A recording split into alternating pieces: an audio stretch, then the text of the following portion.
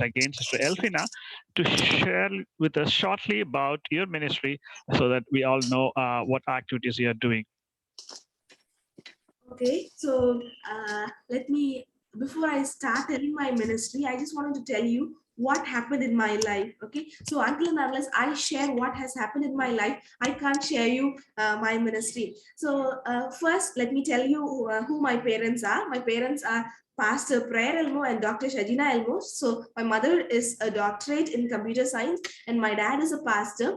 So my dad, like, let me tell my dad's history in a very short form. Daddy was the fifth son, and daddy's parents were from a Hindu background. So as from the Hindu background, they were like their parents wanted a son to be born, and first one was a daughter, second one was a daughter, third one was a daughter, fourth one was a daughter.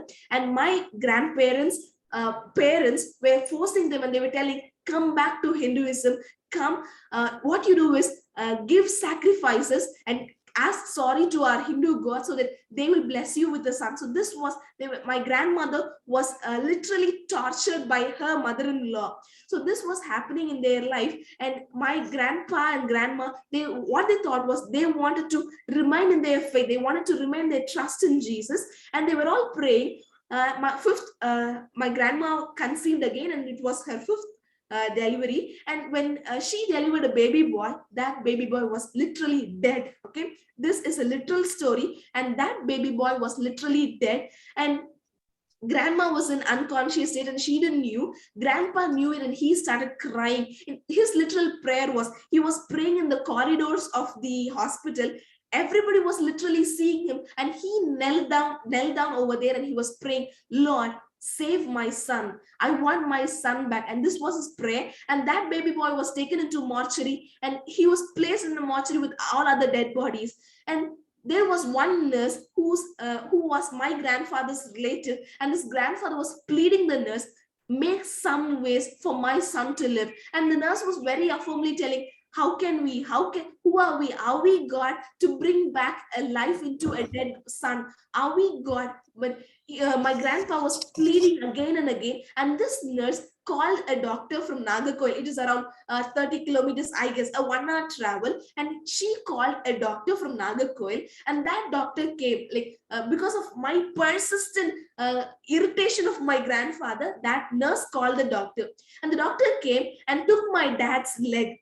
That boy's leg from the mortuary. They took the boy, and in this place from their leg, they did a minor operation, a very simple thing, and that baby boy, which was dead, came back to life. And that baby boy was named as Prayer Elmo. The doctor's name is Elmo Johnson, and that baby boy, the prayer of my grandfather was heard by God, and that baby boy was named as Prayer Elmo. And that is my dad, who is living as a living testimony in front of you all. So God chose my dad from his birth. He was dead, but God gave him back life, and this was a real medical miracle in our life. So this was his life story, and my grandpa made sure that my dad will do ministry. And my dad, he learned, and his later days, he became a principal of a school. He had so many works. He worked as a teacher, and he had so many works, and he came up as a principal.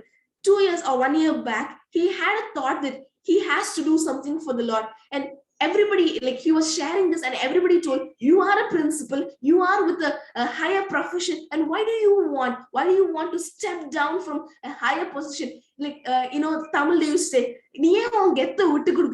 it is of a higher profession, a prestigious profession. Why do you want to come down and struggle as a pastor? And my dad told, there were so many instances where my dad has faced death, and he has come up. He drowned in water. He faced a very dreadful accident. Everything, he was stating everything one by one, and he was telling, this same God who called me from my birth has some plan for me. And my dad, he discontinued 2 years back. He had a change of profession and came to the Lord's ministry. So this is his life, and we understood his calling. But grandfather, in his later, when my youthful days of dad, my grandfather wanted my dad to be a medic or a doctor. Okay, so he was paid fees in CMC Ludhiana, but even at that time, daddy came to Spicer Adventist University, he didn't go and do his doctor's studies. So the same life history of my dad projects in my life. So it is an exact carbon copy in my life. My sister is doing her last year medical studies. She's doing her doctorate studies, and my parents also wanted me to be a doctor, because usually people say, right, yeah, Elmo has made his elder daughter as a doctor, and younger one will be also a doctor. But I was praying, Lord, what is your will in my life? What is your mission in my life? I don't want to be a worthless doctor, but a worthy servant of yours. So this was my prayer. And I was just asking, Lord, tell me, what is your will in my life? Tell me if it is anything, I am ready to. Even if it is a school teacher, I am ready to do. If it is anything, I was just waiting for the word of the Lord. And you know what? I was preparing for NEET, and in 1 month, I completed studying the entire book of biology. So my parents had greater hopes on me, and they were just thinking that, okay, my younger daughter will also crack NEET, and then she'll do her medicine studies. It was their wish for my life, and I was just praying. I had so many doubts. Lord, tell me. Lord, show me what is your will in my life. So my birth also has a history. My mother's first delivery was a C-section, and I was a normal, so normal delivery. So even at that time, they used to tell me that this baby was a blessing from birth. So even in my youthful days, I was just asking Lord, Lord, show me what is your will in my life.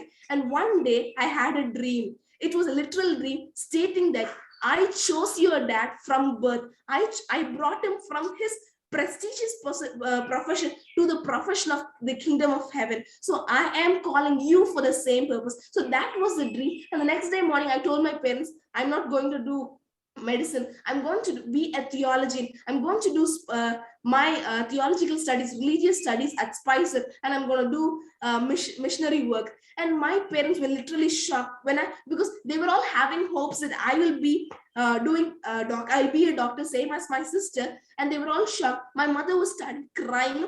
It was a literal shock for everyone because they had hopes on me. And I made them understand, Mother, it is not that. It is not what God, it is not what we think. It is God's ministry. And if he calls us for a higher mission, it will be wonderful. It is not what we think. His plans is the best for our life. So, and then they were all okay. And it was a little tough for me to convince them. Everybody who met me, my aunt, my relatives, my uncle, everybody who told me, asked me, what will you do for an income? You know how much they pay in mission. What will you do for an income? Where will you go and stand? Who will marry you? Even they were speaking about my marriage. And I was telling, you know what?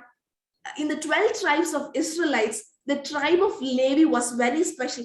God told them not to split any land, not to split any property for the tribe of Levi, because God was their inheritance. And that was my answer to them. I told them, never worry, God will take care of me.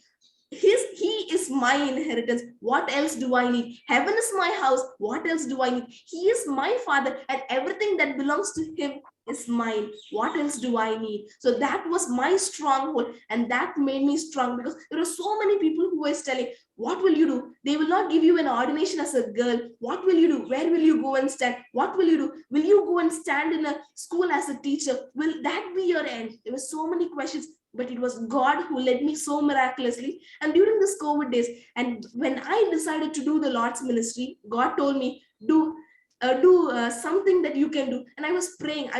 From my childhood, I love nature.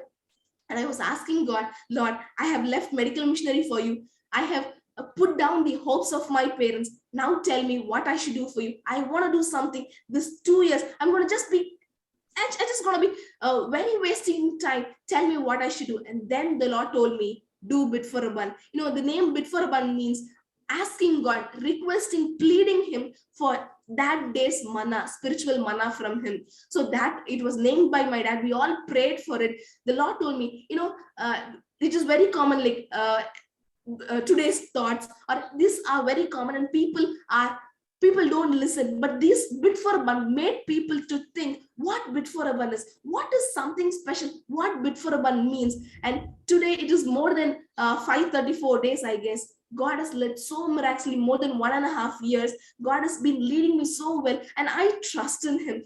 I don't know what will be my stand, where will I go and work, but I think that every word that comes out of my mouth will be a word of hope to someone who is drowning in their life, who is upset in their life.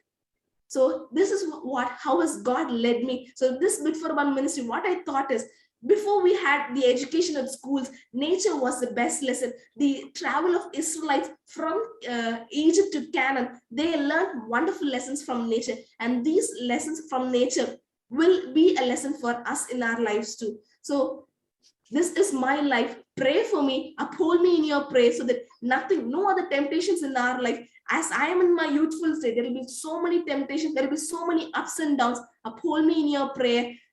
Be with me so that God will use me wonderfully in His ministry. So that is my ministry, and that is how God is leading me.